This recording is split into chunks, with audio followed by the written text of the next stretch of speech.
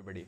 Okay, welcome to the reveal point and my name is Saurabh Ranjan and मैं आपको पढ़ाने जा रहा हूँ साइंस के बारे में and basically अभी जो मैं पढ़ाने जा रहा हूँ वो है आपको स्टैंडर्ड 10 की केमिस्ट्री में स्टार्ट करूँगा। मतलब स्टैंडर्ड 10 के सिलेबस को स्टार्ट करते हैं और स्टैंडर्ड 10 के सिलेबस में सबसे पहले मैं केमिस्ट्री स्टार्ट कर रहा हूँ। ओके, इसके बाद हम लोग फिज़िक्स स्टार्ट करेंगे और केमिस्ट्री स्टार्ट करेंगे, बायोलॉजी स्टार्ट करेंगे। देखिए, केमिस्ट्री में हमें जो पढ़ना है टोटल 5 चैप्टर्स पढ़ने हैं, ठीक है। और कौन कौन से वो 5 चैप्टर्स हैं मैं अभी आपको बोर्ड पे लिखता हूँ। ओके,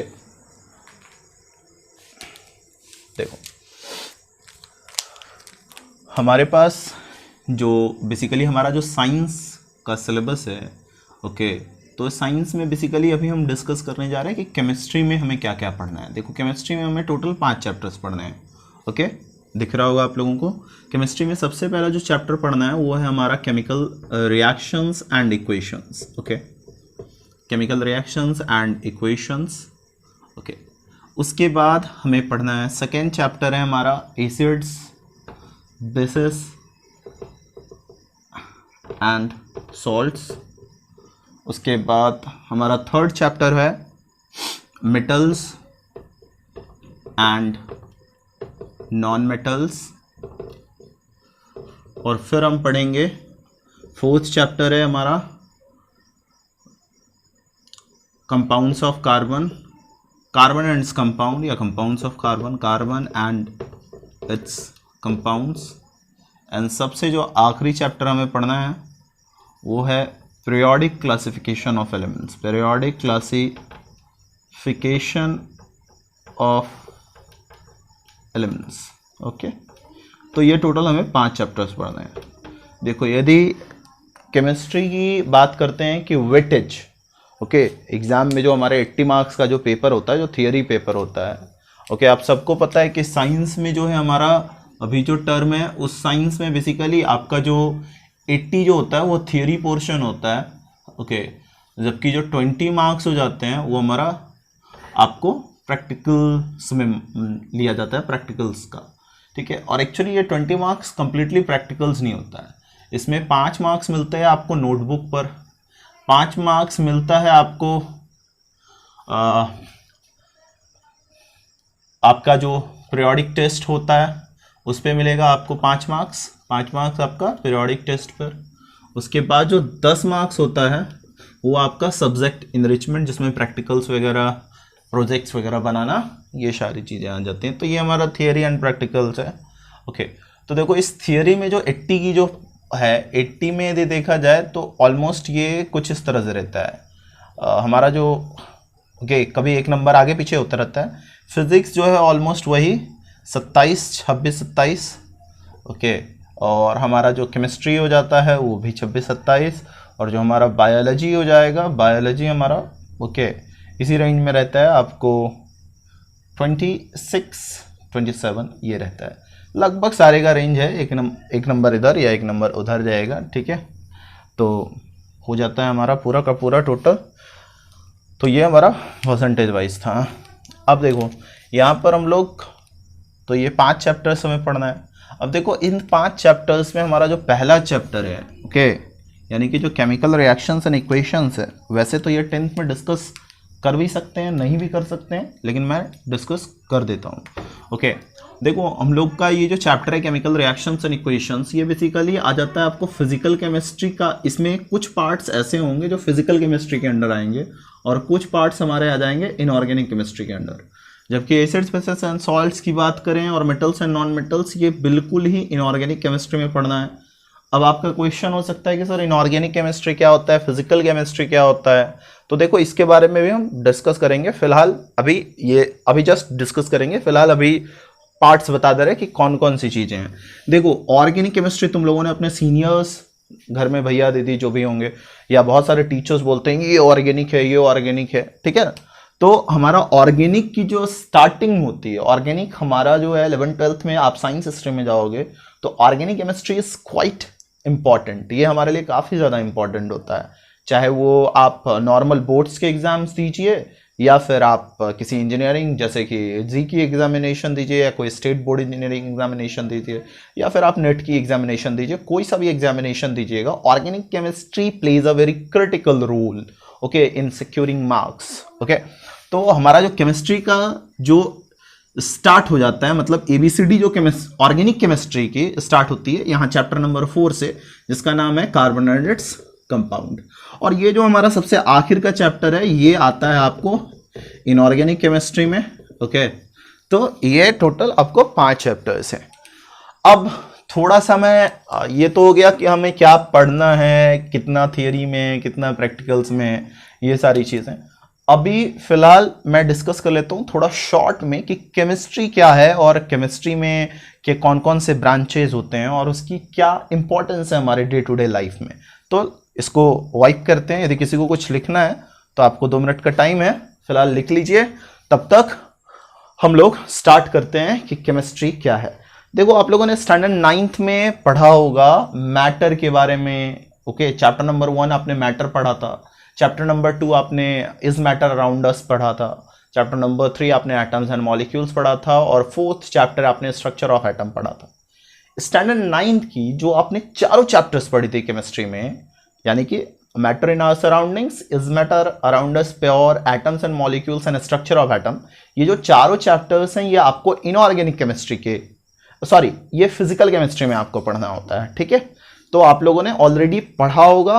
ओके, तो मेरी पूरी उम्मीद है कि आपको यहाँ पर दिक्कत नहीं होनी चाहिए, बट फिर भी यदि दिक्कत होगा तो मैं हूँ। And if you have any problems, यदि आपको कहीं कोई क्वेरी है, कोई क्वेश्चन है, तो आप कमेंट सेक्शन में जाकर के क्वेश्चन डाल सकते हो कि सर हाँ हमारा ये प्रॉब्लम है, मेरे को ये नहीं समझ में आया। I will try my level best कि आपको एक सुटेबल आंसर दिया जाए जो आपके लिए कॉम्प्रिहेंसिव भी हो, यानी कि आपको समझ में भी आए। तो चलिए वाइप करते हैं।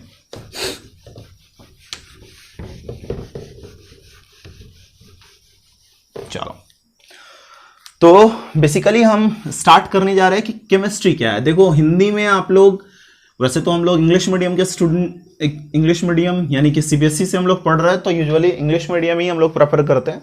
बट केमिस्ट्री थोड़ी बहुत कुछ चीज़ें हिंदी में जान लेना भी अच्छा होता है। देखिए, केमिस्ट्री को हिंदी में हम लोग कहते हैं रसायन शास्त्र। ओके, रसायन शास्त्र, या फिर हम इसको रासायनिक विज्ञान भी कहते हैं। ओके, तो बेसिकली हम लोग केमिस्ट्री में क्या पढ़ते हैं, तो देखो केमिस्ट्री में हम लोग मैटर के बारे में पढ़ते हैं। Okay, chemistry is the branch of science in which we study about matter. Matter के अलावा इसमें और भी चीजें, मतलब मैटर से रिलेटेड चीजों के बारे में पढ़ते हैं। तो chemistry is the branch of science in which we study about matter, it's composition, its structure,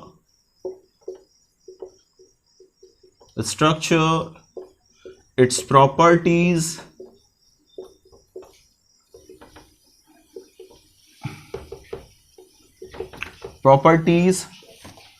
various changes that it undergoes, and various laws that govern the changes. Okay, so you can see that in chemistry we study about matter and various things related to matter. We study about matter, its composition, its structure, its properties, the changes which takes place in matter, and the laws which govern the various changes taking place in the matter. Okay, तो these all the aspects of matter, ये सारे जो matter के अलग अलग चीजें हैं, composition क्या है, स्ट्रक्चर क्या है, तो इन सब चीजों की स्टडी आप करते हो केमिस्ट्री में। आप सवाल करोगे कि सर कंपोजिशन क्या हुआ, स्ट्रक्चर क्या हुआ, सर नहीं समझ में आया, तो इसमें ज्यादा कुछ नहीं। देखो, कंपोजिशन मतलब कि कोई चीज, जैसे आप सीधे मेडिकल की दुकान में जाते होंगे तो आपने बोला होगा कि सर भैया ये मुझे दवा दे दीजिए। ओके, तो दुकानदार कहता होगा कि देखिए ये दवा तो एग्जैक्टली इस नाम से नहीं है, बट इसी का सिमिलर कंपोजिशन है, मैं वो दे देता हूं। कंपोजिशन मतलब कि कोई चीज किस चीज से बना हुआ है। ओके, तो आपको अच्छे से पता होगा कि स्टैंडर्ड 9 में आपको पढ़ाया गया होगा कि matter is basically made up of 3 basic particles. Okay, it is made up of 3 particles, 3 different particles. Okay, and these particles are atoms, molecules and ions. And when we say about the structure, so then we say that ki how these particles of matter, atoms, molecules and ions are arranged. And next, what are the properties of matter? Okay, see, there are 2 properties of matter. Okay, ये चीज वैसे 11th में पढ़नी है, लेकिन कुछ लोग, आप लोग को 9th और 10th में भी पढ़ाए होंगे, जैसे कि मैंने कुछ बच्चों को पढ़ाया हुआ भी है.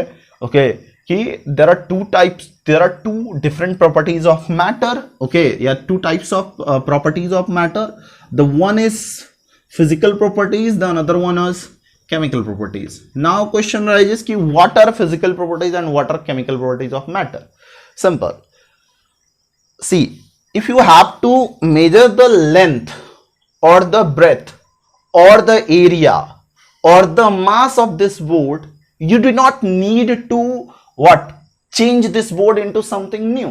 Okay, यदि आपको इसका लेंथ वगैरह मापना है, मेन लेंथ, एरिया, ये सारी चीजें मेजर करनी है, तो इस बोर्ड को ऐसा नहीं है किसी एकदम नई सी चीज में, ऐसा नहीं है कि इसको आयरन के बोर्ड में बदलना पड़ेगा. ओके, ये जैसा है उसमें हम मेजर कर सकते हैं. अब यदि पूछा जाए कि जैसे मैं पूछूं कि तुम्हारे बॉडी का टेम्परेचर, नॉर्मल टेम्परेचर क्या होता है, तुम बोलोगे सर 98.6 डिग्री फ़ारेनहाइट. ओके, या 37 डिग्री सेल्सियस. तो ये जो आप बोल रहे हो, तो इसमें क्या आपका बॉडी जो है ह्यूमन के बॉडी से क्या टाइगर की बॉडी हो जानी चाहिए? नहीं, बिल्कुल नहीं. तो हमें फिजिकल प्रॉपर्टीज, बेसिकली आप उन प्रॉपर्टीज को कहते हो जिसको मेजर करने के लिए, मेजर, ओके, या फिर जिसको देखने यानी ऑब्जर्व करने के लिए आपको उसमें किसी तरह की केमिकल चेंज, मतलब सब्सटेंस की जो ओरिजिनल प्रॉपर्टी है, ओके, उसको बदलने की जरूरत ना पड़े, तो उसे हम कहते हैं फिजिकल प्रॉपर्टीज. तो एक बार मैं डेफिनेशन बोल देता हूं कि फिजिकल प्रॉपर्टीज क्या होते हैं. फिजिकल प्रॉपर्टीज, ओके, मैं लिख ही देता हूं, ओके, ताकि आप लोग में से कुछ लोगों को नोट कर लेने में आसानी हो, जिन लोगों ने पहले नहीं पढ़ा है. तो फिजिकल प्रॉपर्टीज में हम लोग बोलेंगे कि the properties which can be measured or observed without changing the original identity of any substance. तो ऐसी चीजें, ऐसे प्रॉपर्टी जिनको आप मेजर या ऑब्जर्व कर सकते हो बिना सब्सटेंस के ओरिजिनल आइडेंटिटी को बदले हुए, तो उसको हम लोग क्या कहते हैं? उसको हम लोग बोलते हैं आपको फिजिकल प्रॉपर्टीज. अब बात करते हैं कि केमिकल प्रॉपर्टीज क्या होते हैं. तो केमिकल प्रॉपर्टीज आप उनको कहेंगे जिनको आप तभी मेजर कर सकते हो, तभी ऑब्जर्व कर सकते हो जब सब्सटेंस में का ओरिजिनल आइडेंटिटी बदल जाए. और ओरिजिनल आइडेंटिटी आपको अच्छे से पता है तभी बदलता है जब सब्सटेंस में कौन सा चेंज हो? केमिकल चेंज हो. जैसे ये जो चैप्टर हम लोग का चैप्टर 1 पढ़ेंगे, केमिकल रिएक्शंस एंड इक्वेशंस, इसमें बेसिकली जितनी भी चीजें हम पढ़ रहे हैं वो सारे के सारे केमिकल प्रॉपर्टीज को ही बता रहे हैं. जैसे आप लोगों ने स्टैंडर्ड 8 में मेटल्स नॉन मेटल्स में पढ़ा होगा, reaction of metals with oxygen, reaction of non metals with oxygen, reaction of metals with water, acids, ये सारे जो हैं ये सारे वेरियस केमिकल प्रॉपर्टीज हैं. फिजिकल प्रॉपर्टीज में आपको मैंने अभी एग्जांपल दिया था, लेंथ होता है, मास होता है, वेट होता है, आपको टेम्परेचर हो गया, ओके, कलर हो गया, फिजिकल स्टेट हो गया, सॉलिड, लिक्विड, गैस, ये सारे जो हैं फिजिकल प्रॉपर्टीज में आ जाते हैं. Okay, now move on. अब है कि मैटर में सर कौन कौन से चेंजेस होते हैं, तो इसको हम लोग डिस्कस कर ही लेते हैं, आगे हमारे लिए हेल्पफुल होगा. देखो चेंजेस बेसिकली क्या होते हैं, व्हाट आर चेंजेस? तो the alterations in the properties of a substance, okay, that are called what? changes. मतलब किसी भी सब्सटेंस के प्रॉपर्टीज में जो अल्टरेशन होता है, जो डिफरेंसेस क्रिएट होते हैं, okay, that is called the changes. और बेसिकली आप लोगों ने पढ़ा होगा, ये चीज हम लोग 7th से ही पढ़ते आ रहे हैं, 6, 7 से ही पढ़ते आ रहे होंगे कि जो चेंजेस होते हैं वो दो तरह के होते हैं, और 9th में भी आप लोगों को चैप्टर नंबर 2 में पढ़ाया गया होगा changes. There are two types of changes, the one is the physical change, the another one is chemical change. Now question arises कि sir what is physical changes, what are physical changes and what are chemical changes. See simple, the changes in which no new substances are formed, वो changes, वो परिवर्तन जिसमें आपको कोई भी नई चीज नहीं बनती है. Okay, no new substances are formed, तो that are called the physical changes. And the changes in which the new substances with new properties are formed, that are called the chemical changes. मतलब जैसे आपको example से मैं समझाता हूं. Okay, देखो पानी है आपके पास जो लिक्विड स्टेट में, जब आप उसको ठंडा करते हो then it changes into ice. Even then, the physical state changes from liquid to solid, but the properties, okay, the water, that is only water. Solid state में भी वो water ही है, liquid state में भी water है, दोनों का formula H2O ही होगा. तो कोई नई चीज यहां पर नहीं बनी, तो that is a physical change, okay. And in chemical changes, no new substances will be formed, okay. Sorry, तो new substances will be form, तो इनको हम लोग कहेंगे chemical changes. As for example, ये आपको डे टू डे लाइफ में बहुत ज्यादा देखने को मिलता होगा. आपके घर में मम्मा जो होती हैं आलू काटती हैं या सेब यानी कि एप्पल को काटती हैं, और उसको काटने के बाद कुछ समय तक छोड़ देती हैं. मान लो बिजी हो गई तुम्हारी मम्मा, तो तुम देखते होगे कि आलू का जो कलर है, ओके, या जो सेब का जो कलर है वो व्हाइट से आपको जो हल्का ब्राउन हो जाता है. It changes into light brown colour. Okay, why? Because chemical change takes place. Okay, actually हमारे जो एटमॉस्फेयर में जो ऑक्सीजन है वो एप्पल के अंदर जो सब्सटेंसेस हैं, जो कंपाउंड्स हैं, जो केमिकल्स हैं, उसके साथ वो कंबाइन कर जाता है और बेसिकली ऑक्सीडाइज हो जाता है. ओके, ऑक्सीडाइज हो जाना क्या होता है, ऑक्सीडेशन क्या होती है, इन सारी चीजों के बारे में हम लोग आखिर में पढ़ेंगे under the topic oxidation reduction reactions, उसको हम लोग रेडॉक्स रिएक्शंस भी कहते हैं. तो ये तो हो गया physical changes and chemical changes. तो पहला डिफरेंस तो आपको क्लियर हो गया कि फिजिकल चेंज में कोई भी न्यू सब्सटेंस नहीं फॉर्म होगा, कोई भी न्यू सब्सटेंस नहीं फॉर्म होगा, और इसमें जो है न्यू सब्सटेंस फॉर्म होगा.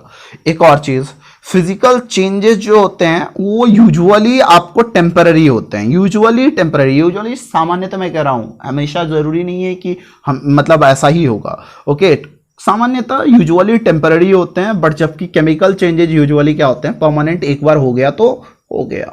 ओके, उसके अलावा फिजिकल चेंजेस यूजुअली जो होते हैं रिवर्सिबल होते हैं. ओके, और हमारा जो केमिकल चेंजेस होता है वो आपको इरिवर्सिबल होता है.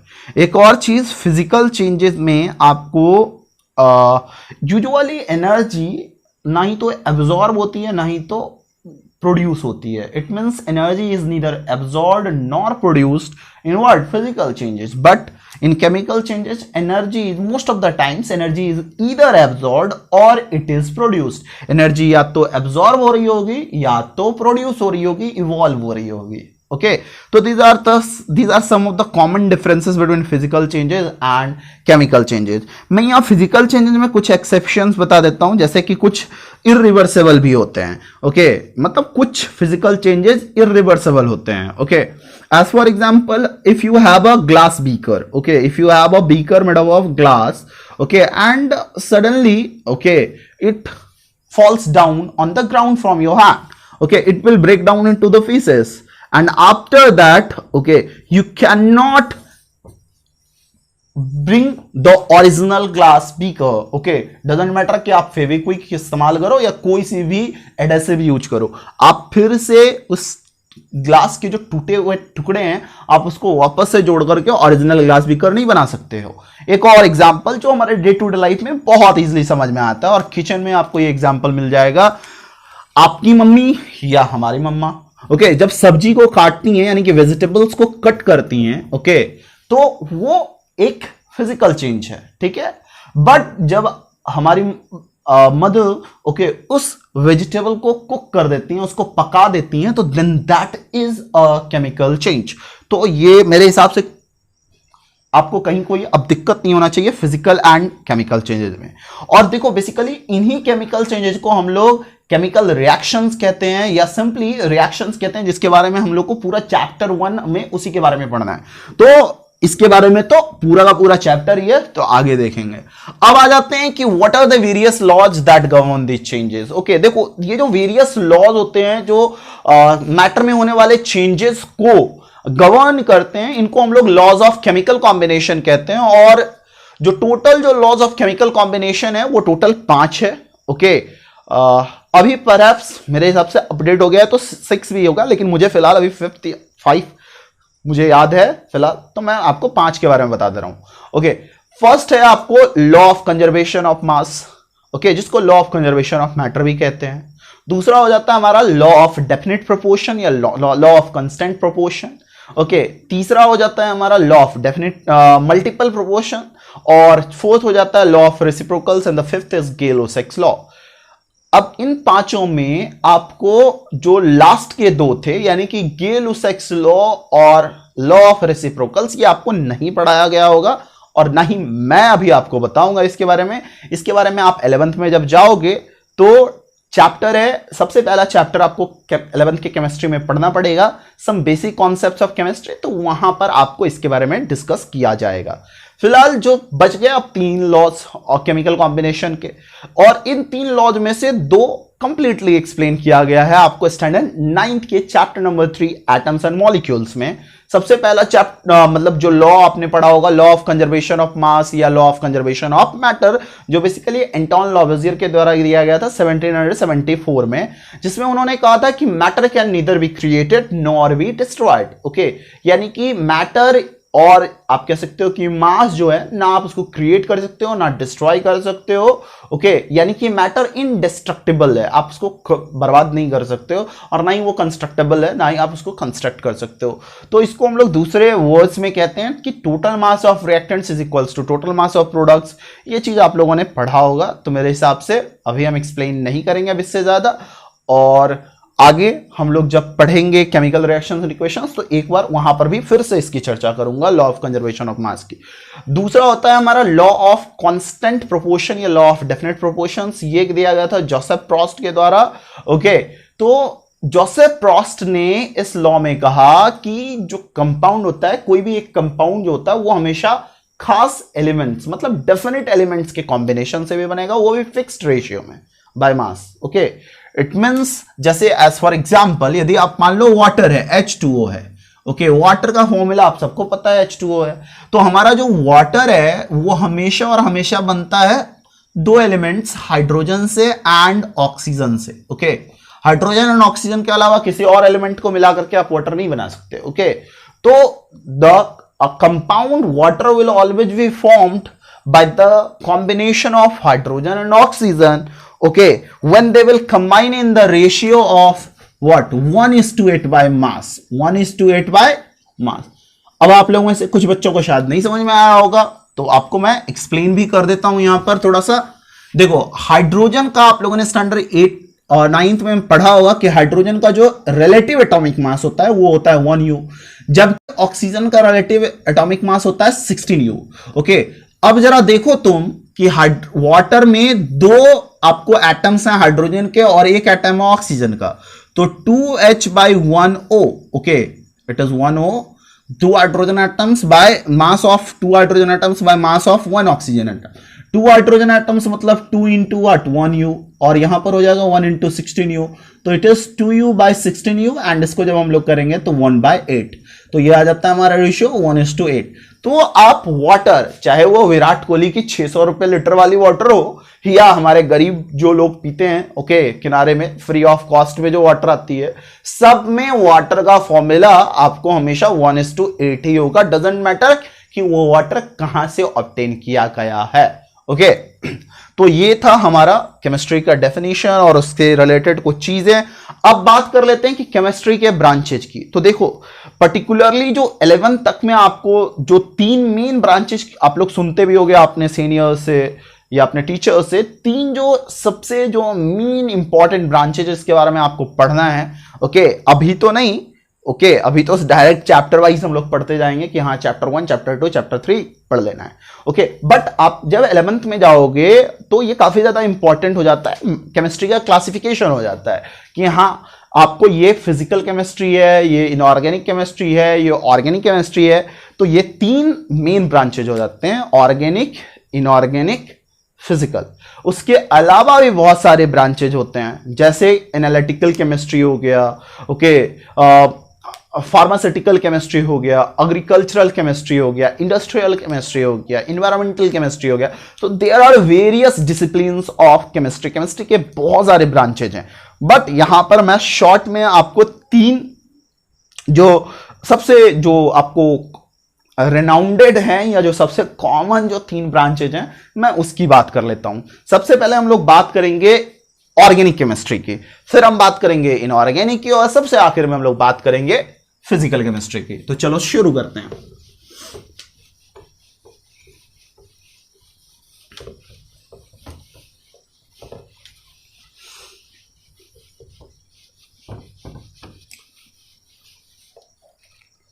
तो हमारा टॉपिक है branches of chemistry. Okay, branches of chemistry. Chemistry के कौन कौन से ब्रांचेज होते हैं? देखो, ब्रांचेज ऑफ केमिस्ट्री में जब हम बात कर रहे हैं तो सबसे पहले जो ब्रांच मैं डिस्कस करने जा रहा हूं वो है आपको ऑर्गेनिक केमिस्ट्री की। देखो, ऑर्गेनिक यदि वर्ड वाइज देखा जाए, यानी कि सिर्फ आपको लिटरल इसका मीनिंग निकाल जाए, तो ऑर्गेनिक वर्ड का मतलब होता है पर्टेनिंग टू लाइफ, मतलब रिलेटेड टू लाइफ, जीवन से रिलेटेड। तो देखो, जो ऑर्गेनिक केमिस्ट्री है, तो यूजुअली कभी एक इसका डेफिनेशन हुआ था कि ऑर्गेनिक केमिस्ट्री केमिस्ट्री का वो ब्रांच है जिसमें हम लोग लिविंग ऑर्गेनिज्म से मिलने वाले कंपाउंड्स की स्टडी करते हैं। Okay, the branch of chemistry in which we study about the compounds that are obtained from the living things. But nowadays we do not define organic chemistry like that. Okay, now we define organic chemistry as the branch of chemistry in which we study about what? Hydrocarbons, in which we study about hydrocarbons, okay, and their derivatives. Okay, and their derivatives. तो basically हम लोग organic chemistry में hydrocarbons और उनके derivatives के बारे में पढ़ते हैं। फिर से यहां पर आप लोगों के दिमाग में 2 सवाल आएगी और आनी भी चाहिए। ओके, सबसे पहला तो कि हाइड्रोकार्बन्स क्या होता है और उसके डेरिवेटिव्स कहने का मतलब सर। तो देखो, हाइड्रोकार्बन्स नाम में ही इसका सारा चीज छिपा हुआ है। नाम है इसका hydro, hydro comes from hydrogen and carbon तो कार्बन है ही।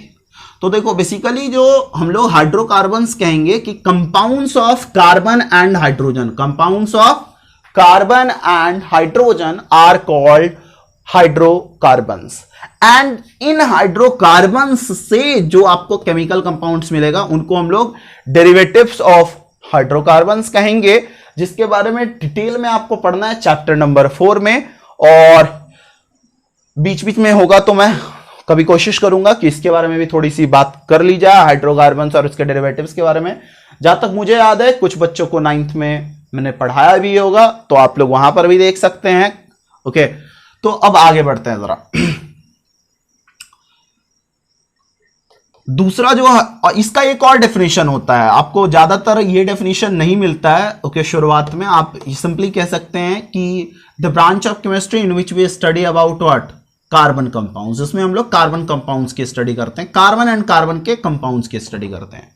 लेकिन देखो, यहां पर भी एक्सेप्शन है, कुछ ऐसे भी कार्बन कंपाउंड्स हैं जिनको ऑर्गेनिक केमिस्ट्री में स्टडी नहीं किया जाता है। तो मैं उन एक्सेप्शंस की चर्चा कर लेता हूं, क्यों नहीं किया जाता है इसके बारे में भी डिस्कस करेंगे आगे। CO2 आप सबको पता है, carbon dioxide, CO carbon monoxide.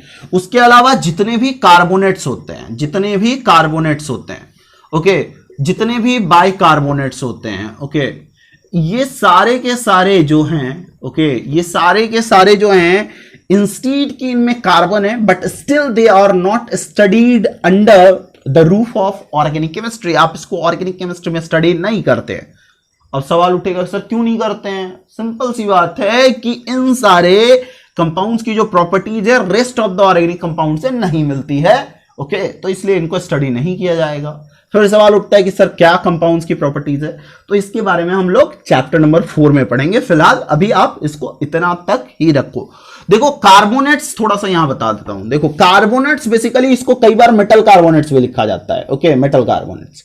Okay, तो कार्बोनेट्स बेसिकली किसको कहेंगे? वो कंपाउंड्स जिसमें आपको कार्बोनेट आयन प्रेजेंट हो, मतलब CO3 2- आयन प्रेजेंट हो। जबकि बाइकार्बोनेट्स आप उन कंपाउंड्स को कहोगे जिसमें आपको हाइड्रोजन कार्बोनेट या जिसमें बाइकार्बोनेट आयन प्रेजेंट हो, HCO3- आयन प्रेजेंट हो, तो इसको हम लोग बाइकार्बोनेट्स कहते हैं। बाय द वे आप सबको पता होना चाहिए कि bicarbonates are also known as hydrogen carbonates. इनको हम लोग हाइड्रोजन कार्बोनेट्स भी कहते हैं, तो ध्यान में रखना है, ठीक है, भूलना नहीं है। और ये दोनों काफी ज्यादा इंपॉर्टेंट आयंस है, काफी ज्यादा यूज भी करेंगे हम लोग। ओके, तो ये तो हो गई हमारी ऑर्गेनिक केमिस्ट्री की कहानी खत्म।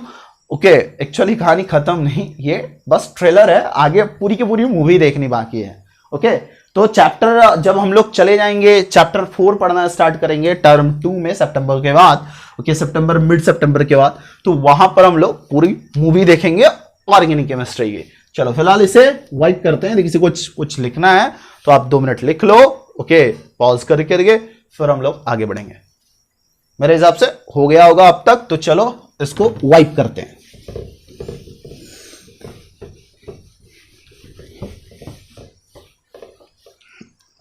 देखिए, तो ऑर्गेनिक हो गया, तो अब बात करते हैं हम लोग, तीसरा ब्रांच है हमारा इनऑर्गेनिक केमिस्ट्री के बारे में। इनऑर्गेनिक केमिस्ट्री में बेसिकली देखो हम लोग क्या पढ़ेंगे, देखो सिंपल सी बात है, इनऑर्गेनिक उल्टा, that which is not organic, जो ऑर्गेनिक नहीं है वो इनऑर्गेनिक है, सिंपल। ओके, तो देखो फिर भी तो हम कह सकते हैं कि जितने भी एलिमेंट्स हैं और उन एलिमेंट्स के जितने भी कंपाउंड्स हैं, ओके, जितने एलिमेंट्स हैं, जितने कंपाउंड्स हैं, इन सारे एलिमेंट्स में से कार्बन को माइनस कर दो, कार्बन को माइनस कर दो और कार्बन के कंपाउंड्स को भी माइनस कर दो। उसके बाद जो बच गए उन सब की स्टडी हम लोग करते हैं इनऑर्गेनिक केमिस्ट्री में। बेसिकली इनऑर्गेनिक केमिस्ट्री में हम लोग मेटल्स के बारे में पढ़ते हैं, नॉन मेटल्स के बारे में पढ़ते हैं, मेटल ऑयल्स के बारे में भी पढ़ते हैं, उनसे रिलेटेड उनके प्रॉपर्टीज के बारे में पढ़ते हैं, उनमें होने वाले रिएक्शंस के बारे में पढ़ते हैं, उनके एक्सट्रैक्शंस के बारे में पढ़ते हैं कि कैसे उनको ऑब्टेन किया जाता है। उसके अलावा उनके यूजेस और उससे रिलेटेड हर एक चीज के बारे में हम लोग कहां पढ़ेंगे, इनऑर्गेनिक केमिस्ट्री में। और मैंने अभी अभी बताया था कि जो 2 चैप्टर, मतलब एसिड बेसिस एंड सॉल्ट्स हो गए, उसके अलावा acids bases and salts. Okay, तो एसिड्स बेसिस एंड सॉल्ट्स के साथ साथ हमारा जो आपको मेटल्स एंड नॉन मेटल्स जो चैप्टर है, ये आपको पढ़ना है इनऑर्गेनिक केमिस्ट्री में। उसके अलावा जो पीरियोडिक क्लासिफिकेशन ऑफ एलिमेंट्स है, ओके, उसको भी आप लोग पढ़ोगे इनऑर्गेनिक केमिस्ट्री में। तो ये शॉर्ट आपको मैंने समझाने की कोशिश करी है कि इनऑर्गेनिक केमिस्ट्री क्या होता है। इसके बाद हम लोग जो पढ़ने जा रहे हैं वो है हमारा फिजिकल केमिस्ट्री। देखो फिजिकल केमिस्ट्री सिंपल है। ओके, फिजिकल केमिस्ट्री में बेसिकली हम केमिस्ट्री में जो लॉज होते हैं, जो थियरीज होती हैं, जिसपे पूरा का पूरा केमिस्ट्री रन करता है, उन सारे लॉज और थियरीज के बारे में हम लोग पढ़ते हैं फिजिकल केमिस्ट्री में। तो बेसिकली आप कह सकते हो कि फिजिकल केमिस्ट्री में हम लोग, ओके, सिंपली कह सकते हो कि हम लोग लॉज और एंड थियरीज के बारे में पढ़ते हैं। ओके, लॉज एंड थियरीज के बारे में पढ़ते हैं, सिंपल। ओके, तो ये सारी चीजें थी। और देखो हमारा जो चैप्टर 1 है उसका कुछ पोर्शंस फिजिकल केमिस्ट्री में, जैसे हम लोग ऑक्सीडेशन रिडक्शन पढ़ेंगे, मैं फिर से रिपीट कर रहा हूं, एक बार बता चुका हूं। तो ऑक्सीडेशन रिडक्शन जो है हम लोग को फिजिकल केमिस्ट्री में पढ़ना है, बाकी सारे पार्ट्स इनऑर्गेनिक में पढ़ने हैं। ओके, तो ये सारी चीजें हो गई। ये तो ब्रांचेज हो गया क्लियर। एनालिटिकल, एनवायरमेंटल, फार्मास्यूटिकल, इन सब की अभी हमें कोई जरूरत नहीं है। यदि आपको पढ़ने का मन है तो आप गूगल अप कर सकते हैं, और यदि आपको एग्जैक्टली चाहिए कि नहीं सर थोड़ा और एक्सप्लेन कीजिए, तो कमेंट सेक्शन में आप लिख दीजिएगा कि sir explain the rest of the branches of chemistry. मैं कोशिश करूंगा कि उस पर भी एक वीडियो बना दूं। तो चलो आगे बढ़ते हैं। अब हम लोग चैप्टर स्टार्ट करते हैं। हमारे चैप्टर का नाम है केमिकल रिएक्शंस एंड इक्वेशंस। तो उसमें आगे बढ़ते हैं।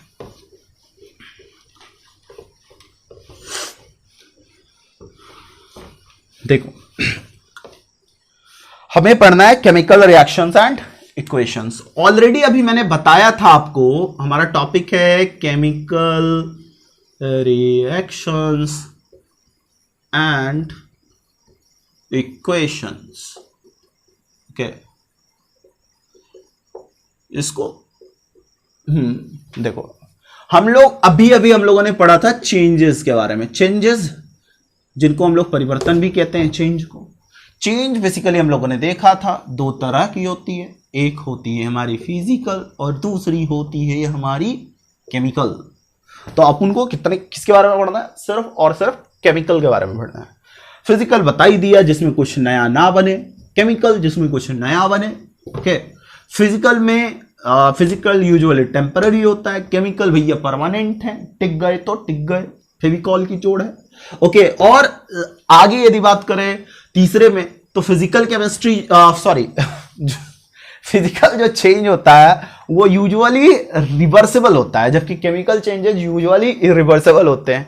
उसके बाद जो सबसे आखिर वाली जो पॉइंट थी कि फिजिकल चेंज में आपको एनर्जी का यूजुअली नहीं तो एब्जॉर्प्शन होता है, नहीं तो प्रोडक्शन होता है, जबकि जो केमिकल चेंजेस होते हैं उसमें यूजुअली एनर्जी का एब्जॉर्प्शन हो रहा है, एनर्जी का प्रोडक्शन हो रहा है। और बहुत सारे एग्जांपल्स हैं फिजिकल केमिस्ट्री के, जैसे as for example melting of ice, boiling of water, okay, cutting of vegetables, उसके अलावा आपकी जो कटिंग ऑफ नेल्स, नाखून को काटना, ये सारे जो है आपको ये सारे फिजिकल चेंजेस हो जाते हैं।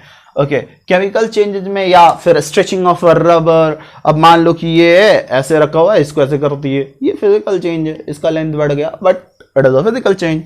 अब बात करते हैं केमिकल चेंज में, तो देखो रस्टिंग ऑफ आयरन, देखते ही हो, लोहे की कोई चीज कुछ समय तक छोड़ दो, उसके बाद खुद पे कुछ उसमें क्या हो जाती है, रस्टिंग लग जाती है, जंग लग जाती है, तो that is a what, that is a chemical change. उसके अलावा आपको जो राइपनिंग ऑफ फ्रूट्स, अभी आम का मौसम आ रहा है, ओके, लीची का मौसम आ रहा है, बट कोरोना के कारण उम्मीद कमी है कि इस आम और लीची का हम लोग सही से आनंद उठा पाएंगे। घर पे रहना है, ओके, और बस पढ़ना है, बात सुननी है घर वालों से, और क्या। चलो देखो, तो हमारी जो राइपनिंग ऑफ फ्रूट्स हो गया, उसके अलावा हमारा जो कुकिंग ऑफ वेजिटेबल्स हो गया, कुकिंग ऑफ फूड हो गया, डाइजेशन ऑफ फूड हो गया, ये सारी जो चेंजेस होती हैं, this all are chemical changes. Okay, तो मेरे हिसाब से ये क्लियर हो गया। तो अब हम लोग आ जाते हैं अपने मेन टॉपिक। तुमसे पूछा जाए what do you mean by chemical reactions, तो हम बोलेंगे the processes in which new substances with new properties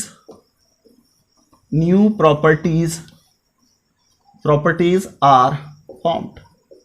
वो प्रोसेस में नए सब्सटेंस बनेंगे नई प्रॉपर्टीज के साथ, उनको हम लोग कहेंगे केमिकल रिएक्शंस। एंड ऑब्वियस सी बात है, जब केमिकल रिएक्शन होगा तो कुछ सब्सटेंस होगी जो नए सब्सटेंस में बदलेगी, मतलब कुछ जो ओरिजिनल सब्सटेंस होगी, ओके, वो ओरिजिनल जो सब्सटेंस या जो सब्सटेंसेस होंगी वो बदलेगी आपको न्यू सब्सटेंसेस में या न्यू सब्सटेंस में। ओके, तो आपको ये जो ओरिजिनल सब्सटेंस है जो रिएक्शन में भाग ले रहा, इसको हम लोग कहते हैं रिएक्टेंट्स। ओके, और जो नया सब्सटेंस बन रहा उसको हम लोग कहेंगे प्रोडक्ट्स। ओके, अब क्योंकि एक भी हो सकता है इसलिए ब्रैकेट में लिख देते हैं, एस प्रोबेबिलिटी है भाई, एक भी हो सकता है, एक से ज्यादा भी हो सकता है। तो ये हो गया रिएक्टेंट्स एंड प्रोडक्ट्स। अब देखो, ये जो हमारे जो रिएक्टेंट्स हैं, हमेशा याद रखना इसको हम लोग लेफ्ट हैंड साइड पे लिखते हैं, LHS पे। ओके, जबकि products are always written on RHS, right hand side. Okay, and इन दोनों के बीच में हमारा प्रेजेंट होगा क्या, हमारा होगा प्रेजेंट, हमारा नहीं, मतलब यहां पर होगा एरो। ओके, और इस एरो का निशाना इधर उधर नहीं, ओरिजिनल सब्सटेंस से न्यू सब्सटेंस की ओर होगा, मतलब रिएक्टेंट से प्रोडक्ट्स की ओर होगा इसका डायरेक्शन, जो ये शो करता है कि the reactants are changing into the products. Okay, as the time passes. तो ये हो गया। उसके अलावा एक और छोटी सी चीज याद रखनी है आपको कि रिएक्टेंट्स जो होते हैं, यदि एक से ज्यादा होते हैं उनके बीच में प्लस साइन, उसी तरह से प्रोडक्ट्स के साथ भी होगा कि एक से ज्यादा है तो उसके बीच में प्लस साइन। तो ये हो गया हमारा रिएक्टेंट्स एंड प्रोडक्ट्स। अब हम एक छोटा सा एग्जांपल लेंगे, एक छोटा सा एग्जांपल लेंगे जो हमारे डे टू डे लाइफ में होता ही है, बर्निंग ऑफ कोयला। ओके, यानी कि बर्निंग ऑफ कोल। आप सब बच्चों को पता होगा कि हमारा जो कोयला है, ओके, है ना, ये जो कोयला है ये बेसिकली एक कार्बन का एलोट्रॉपिक फॉर्म है। अब जिन बच्चों को पता भी नहीं है कि एलोट्रॉपिक फॉर्म क्या होता है, उनको थोड़ा सा मैं बताऊंगा कि एलोट्रॉपिक फॉर्म्स क्या होते हैं। फिलहाल एग्जाम्पल पे आ जाते हैं। तो हमारा जो एग्जाम्पल हो गया केमिकल रिएक्शन का वो है burning of coal. Coal basically is a form of, it is an allotropic form of what, carbon. Okay, तो देखो हम लोग क्या लिखेंगे, देखो जब भी हम कह रहे हैं कि कोई चीज जल रहा है